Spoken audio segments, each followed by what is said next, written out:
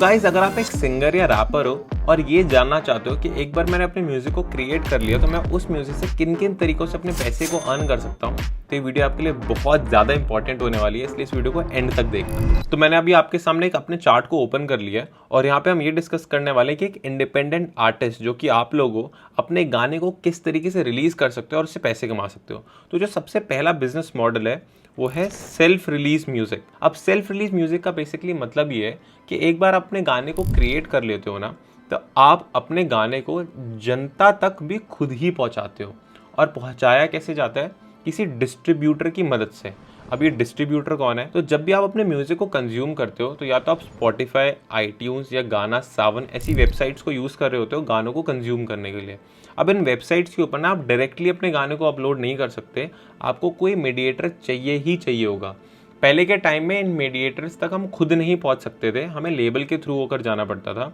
But आज के time पे बहुत सारी वेबसाइट्स आ गई हैं लाइक CD Baby, डिस्ट्रोकिड, ट्यूनकोर। इनकी मदद से आप अपने गाने को अपलोड कर सकते हो इनकी वेबसाइट पे और ये लोग आपके गाने को मल्टीपल प्लेटफॉर्म, स्पॉटिफाई, आईट्यून्स, सावन, गाना, इन सब पर आपके गाने को पहुंचा देंगे और जितना भी आपका गाना पैसा कमा रहा होगा वो सारी रॉयल्टीज को कलेक्ट करके आपको ला कर दे देंगे। अब ये डिस्ट्रीब्यूटर सिर्फ और सिर्फ ऑनलाइन ही नहीं होते, जो मैंने आपको वेबसाइट्स बताई, कई स्टेट्स में और सिटीज़ में ऑफलाइन डिस्ट्रीब्यूटर्स भी होते हैं जो आपको मल्टीपल स्टूडियो या म्यूजिक प्रोड्यूसर या फिर प्रमोशन वाला कोई भी बंदा आपको कनेक्ट करा सकता है। और इन लोगों के पास खुद का पोर्टल होता है, आपसे गाना लेते हैं और आपको रिलीज़ करके दे देते हैं। अब सेल्फ रिलीज म्यूजिक में सिर्फ और सिर्फ डिस्ट्रीब्यूशन का ही खेल नहीं होता, साथ ही साथ सेल्फ रिलीज म्यूजिक में आप अपने गाने की 100% ओनरशिप रखते हो और जितना भी आप अपने गाने से पैसे कमाने वाले हो वो ऑलमोस्ट 100% आप ही के पास ही जाता है। तो आई गेस आपको समझ में आया होगा। तो self release music is more like आप पूरे बिजनेस को खुद ही चला रहे हो इंडिपेंडेंटली। अब यहाँ पे इसका बहुत बड़ा एग्जाम्पल है मित्रास। इनके रिसेंटली कई गाने हैं जो बॉलीवुड ने खरीद लिए, बट मोस्टली इनका जो पूरा कैटलॉग है वो एक खुद ही ओन करते हैं, खुद ही क्रिएट करते हैं, खुद ही रिलीज करते हैं और खुद ही पैसे रखते हैं। तो अब सबसे पहले बात कर लेते हैं कि सेल्फ रिलीज म्यूजिक के अंदर आपके खर्चे यानी कि एक्सपेंसेस कहाँ कहाँ आने वाले हैं। तो अगर आप एक सिंगर हो, रैपर हो और आप म्यूजिक प्रोडक्शन नहीं जानते हो, तो म्यूजिक प्रोडक्शन इज बेसिकली जितना भी आप गाना सुनते हो उसमें से वोकल हटा दो, जो पीछे की पूरी बीट्स बज रही होती है ना, वो म्यूजिक प्रोड्यूसर का काम होता है उसको क्रिएट करना और उस प्रोसेस को बोलते हैं म्यूजिक प्रोडक्शन। तो गाइज अगर आप अपने गाने की खुद से म्यूजिक प्रोडक्शन करना चाहते हो या फिर अपनी म्यूजिक की जर्नी स्टार्ट करना चाहते हो और सीखना चाहते हो कि म्यूजिक बनता कैसे है, तो ज़्यादा टेंशन नहीं लेनी है। आप हमारे ऑनलाइन कोर्स के अंदर ज्वाइन कर सकते हो जिसके अंदर हम 1-to-1 बैठकर पढ़ाते हैं आपको और आपके डाउट्स को भी सॉल्व करते हैं। म्यूजिक प्रोडक्शन, म्यूजिक थ्योरी, बहुत सारी चीज़ें सीखते हैं, तो बहुत ही फन क्लास होती है वो। और अगर आपके पास इतना पैसा या टाइम नहीं है कि आप हर सैटरडे संडे को आके हमारे साथ 1-on-1 पढ़ सको, तो आपके लिए हमने लॉन्च कर दिया हमारा प्री रिकॉर्डेड कोर्स। आप वो भी ज्वाइन कर सकते हो, मात्र 5,000 रुपये से स्टार्ट हो रहा है। तो जाकर फटाफट से इसको खरीद लो और अपनी म्यूजिक की जर्नी को स्टार्ट कर दो। तो अगर आप एक सिंगर, रैपर हो, आपको सिर्फ और सिर्फ लिखना आता है, गाना आता है, बट आपको ये नहीं आता कि म्यूजिक को क्रिएट कैसे करते हैं, तो सबसे पहले तो आपको एक म्यूज़िक प्रोड्यूसर को उसकी फ़ीस देनी पड़ेगी जो आएगा आपके साथ आपके गाने पे काम करने के लिए। फिर सेकेंड चीज़, एक बार आपने अपने गाने को क्रिएट कर लिया तो आप अपने गाने की रिकॉर्डिंग भी करते हो, तो आप स्टूडियोज़ जाते हो, वहाँ घंटे के हिसाब से चार्ज करते हैं, लाइक 1,000 रुपये घंटा, 500 रुपये घंटा या 2,000 रुपये घंटा, और वहाँ पर आप अपने गाने को प्रोफेशनली रिकॉर्ड करते हो और साथ ही साथ फिर आपको एक मिक्सिंग मास्टरिंग भी करवानी पड़ती है आपके गाने की, जिससे वो अच्छे से पॉलिश हो जाए और बहुत ही प्रोफेशनल साउंड करे। तो ये आपका सेकंड खर्चा है। अब जो तीसरा खर्चा आ जाता है वो है वीडियो प्रोडक्शन। तो आप जब भी गाने को कंज्यूम करते हो तो मोस्टली लोग सिर्फ और सिर्फ गाने ही नहीं सुनते, वो यूट्यूब पे वीडियो भी देखते हैं। तो आपके लिए अपने गाने के लिए वीडियो बनाना काफ़ी ज़्यादा इंपॉर्टेंट हो जाता है और उसके लिए भी आपको कोई वीडियो प्रोडक्शन टीम को हायर करना पड़ेगा जो आपके गाने के लिए वीडियो बना दे। एक बार आपका म्यूज़िक और वीडियो दोनों रेडी हो गए हैं तो अब बात आती है उन गानों को, उन वीडियो को डिस्ट्रीब्यूट करने की। तो YouTube पे तो आप नॉर्मली जाके अपने चैनल पे अपलोड कर सकते हो, बट जब बात आती है अपने गाने को Spotify, आईट्यून्स, गाना, सावन तक पहुंचाने की, तो अगेन जैसे मैंने आपको बताया था, आपको एक डिस्ट्रीब्यूटर लगेगा। अपन वेबसाइट्स को भी यूज़ कर सकते हो या फिर किसी ऑफलाइन डिस्ट्रीब्यूटर से भी कनेक्ट कर सकते हो। कई डिस्ट्रीब्यूटर्स कुछ भी चार्ज नहीं करते, कहीं फ्री भी होते हैं और कई डिस्ट्रीब्यूटर्स एक नॉमिनल सी अमाउंट लेते हैं, ये ज़्यादा एक्सपेंसिव नहीं होता है। अब जो लास्ट चीज़ आ जाती है वो है प्रमोशन। एक बार आपने अपने गाने को रिलीज़ कर दिया यूट्यूब पे, Spotify, आईट्यून्स पे, तो अभी दुनिया आपके बारे में सर्च नहीं कर रही है और लोगों तक आपको अपना गाना खुद से पहुंचाना पड़ेगा स्टार्टिंग में। तो वहाँ पे थोड़ा सा पैसा इन्वेस्ट करना पड़ता है एड्स में। जैसे आपने देखा भी होगा कि टीवी पे बहुत सारी एड्स आती है, लाइक कुरकुरे की, अमूल की, तो उससे आपको पता लगता है अच्छा भाई ये बहुत अच्छा प्रोडक्ट है, मैं इसको जाके लूँगा। वैसे ही लोग गाने की भी ऐड चलवाते हैं जिससे लोगों को पता लगे कि भाई इस आर्टिस्ट का नया गाना आया है, और उसको अगर वो पसंद आ जाता है तो वो भी लाइक कर लेंगे और वो डेली सुनेंगे। तो वहाँ पर इनिशियली आपका गाना आपको पैसे तो नहीं कमा कर दे रहा है, बट आप अपनी ऑडियंस बना रहे हो जिसको आप फ्यूचर में यूज़ करने वाले हो पैसे कमाने के लिए। तो ये सारी चीज़ें तो मैं आपको समझा दी कि खर्चे कहाँ कहाँ होने वाले हैं। अब बताता हूँ कि रेवेन्यू कहाँ कहाँ से होगा और कितना हो सकता है। और जो भी मैं आपको अभी नंबर्स बताने वाला हूँ वो एग्जैक्ट नहीं होते हैं, मैं फिर से रिपीट करता हूँ, जो भी मैं आपको अभी नंबर्स बताने वाला हूँ वो एग्जैक्ट नहीं होते हैं, वो वेरी कर सकते हैं। इसलिए कमेंट में ये मत लिख देना कि इस आर्टिस्ट ने इतना बोला था, आप झूठ बोल रहे हो, ऐसा बोल रहे हो, वो बहुत वेरी करते हैं। तो जो रेवेन्यू की अगर हम बात करें तो दो मेजर रेवेन्यू है यहाँ पे। एक है आपके गाने की मास्टर और पब्लिशिंग रॉयल्टीज, और जो सेकंड मेजर रेवेन्यू है वो है you own your all master and rights. तो इस पे आने से पहले एक बार समझते हैं कि आप अपने गाने से किस तरीके से पैसे कमाते हो, वो रॉयल्टीज कितनी आती है, कैसे आती है। तो सबसे पहले बात करते हैं कि YouTube पे अगर आप ऑलमोस्ट 1 मिलियन व्यूज़ मारते हो अपने गाने के ऊपर, तो कहीं ना कहीं आप 60,000 से लेके 80,000 तक रुपए कमा सकते हो 1 मिलियन व्यूज़ पे। यहीं पे अगर आप 10 मिलियन मारते हो, 20 मिलियन मारते हो, तो आप उससे मल्टीप्लाई कर सकते हो। और ये एक रफ फिगर है, अगेन ये बहुत वेरी करता रहता है। ये हमारी एक वीडियो का स्टार्ट्स है और हमारी वीडियो जनरली लंबी होती है, इसलिए हमारा रेवेन्यू थोड़ा ज़्यादा है, बट मोस्टली ये 70,000 60,000 इतना ही रहता है। तो ये तो बात होगी कि आप यूट्यूब से कितना रेवेन्यू बनाते हो। बट अगर हम बात करें स्पॉटिफाई, आईट्यून्स, सावन, गाना, ये सारी अदर म्यूजिक स्ट्रीमिंग प्लेटफॉर्म की, तो मैं इसका एक रफ एस्टिमेट दिखाता हूँ। ये मेरा गाना है क्योतो, जो कि मैंने इंडिपेंडेंटली रिलीज़ करा था, और ऑलमोस्ट सारे स्ट्रीमिंग प्लेटफॉर्म को मिलाकर बता रहा हूँ मैं, ये एक बहुत रफ एस्टीमेट आएगा। 5 मिलियन व्यूज़ पर मैंने ऑलमोस्ट $5,000 कमाए। तो इसका एक बेसिक सम बताऊं तो 1 मिलियन व्यूज़ पर आप कहीं ना कहीं 83,000 रुपीज़ कमा रहे होगे। ये 83 अभी मेरा बहुत अपर साइड पे है, क्योंकि इस गाने को काफ़ी सारे लोग यूएस और ऑस्ट्रेलिया में भी सुनते हैं, और बाहर के जब व्यूअर्स आपके गाना सुनते हैं तो थोड़ा रेवेन्यू बढ़ जाता है, इसलिए थोड़ा ज़्यादा भी दिखा रहा है मेरे में। बट इससे थोड़ा सा गेन कम ही रहता है अगर आपकी इंडियन ऑडियंस है, और कई बार तो हाफ तक हो जाता है। तो आई गेस अभी आपको समझ में आ गया होगा कि सेल्फ रिलीज म्यूजिक के लिए आपके खर्चे क्या क्या होने वाले हैं, और रेवेन्यू कहाँ कहाँ से कितना होने वाला है, और कितने व्यूज़ पर होने वाला है। अब ये तो होगी एक कैटेगरी।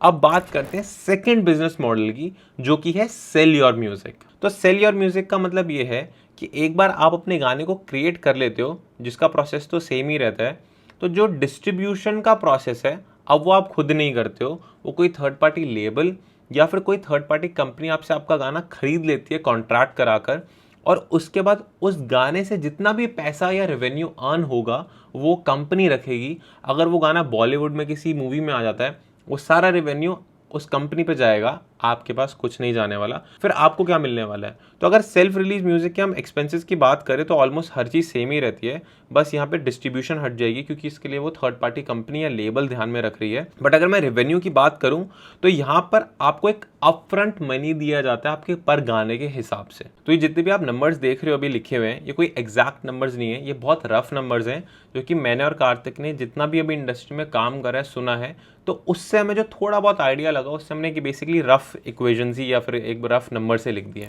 तो सबसे पहले तो अगर आपने अभी अपनी म्यूजिक को रिलीज ही नहीं करा है मार्केट में, और आपने कुछ भी प्रूफ नहीं दिखा रखा कि मैंने अपने गाने से इतने व्यूज मारे हैं, इतना पैसा कमाया है, तो कोई थर्ड पार्टी कंपनी इन्वेस्टर शायद ही इंटरेस्टेड होगा आप पे म्यूजिक पे पैसा लगाने के लिए। वो बहुत रेयर केस है।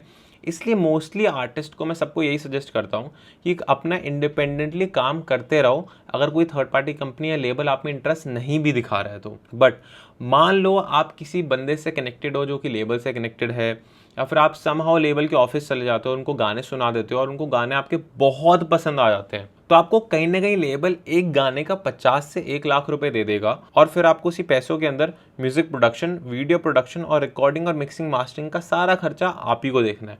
अगेन ये कॉन्ट्रैक्ट भी डिफर कर सकता है, हो सकता है लेबल आपको बोले कि आप 50,000 या 1 लाख रुपए रख लो, ये सारे खर्चे का जितना भी बिल बनेगा आप हमें भेज देना, हम वो पे कर देंगे, ऐसा भी हो सकता है। बट जितना मैंने एक्सपीरियंस करा, और मैंने दुनिया की हर चीज़ एक्सपीरियंस नहीं करी हुई, तो आर्टिस्ट को जितना बजट मिलता है उसी बजट के अंदर उसको सारी चीज़ें देखनी पड़ती है और फिर आर्टिस्ट को खुद के लिए भी थोड़ा पैसा बचाना पड़ता है, तो वो कहीं ना कहीं कॉस्ट सेविंग करता ही करता है। अब जो सेकंड कैटेगरी आ जाती है, वहाँ पर एक आर्टिस्ट को एक गाने के 10 लाख से लेके 20 लाख रुपए के बीच में कुछ भी अमाउंट मिल सकता है।